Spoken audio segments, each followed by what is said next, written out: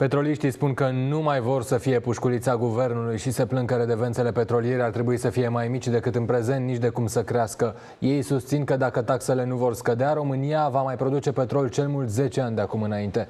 În această situație, prețurile la pompă ar urma să explodeze.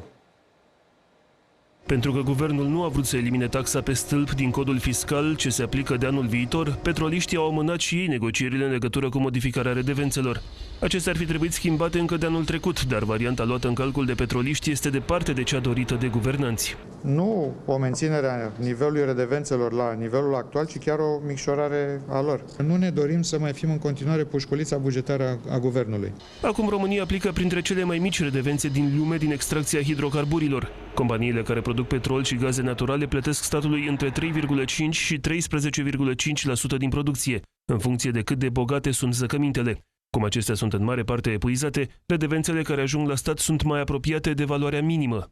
Pe de altă parte, în țări mari producătoare de petrol, cum ar fi Venezuela, Rusia sau Nigeria, companiile petroliere trebuie să dea înapoi statului până la 1/3 din valoarea producției. Creșterea din ultimii ani a veniturilor încasate de statul român nu vine dintr-o majorare a redevențelor, ci din scumpirea gazelor naturale.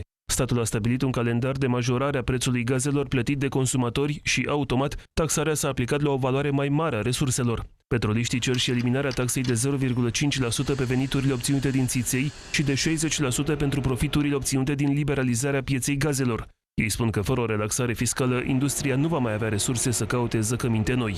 Dacă lucrurile rămân așa cum sunt astăzi, România nu va putea produce din zăcămintele pe care le are mai mult de 10 ani de acum înainte. România are în acest moment 240 de zăcăminte de țiței, iar 90% dintre acestea sunt mai vechi de 40 de ani, ceea ce înseamnă că fără investiții de acest fel, producția ar putea să scadă cu 10% în fiecare an. Cu 30% au scăzut investițiile în industria petrolieră anul acesta, odată cu scăderea prețului la barilul de țiței sub $50.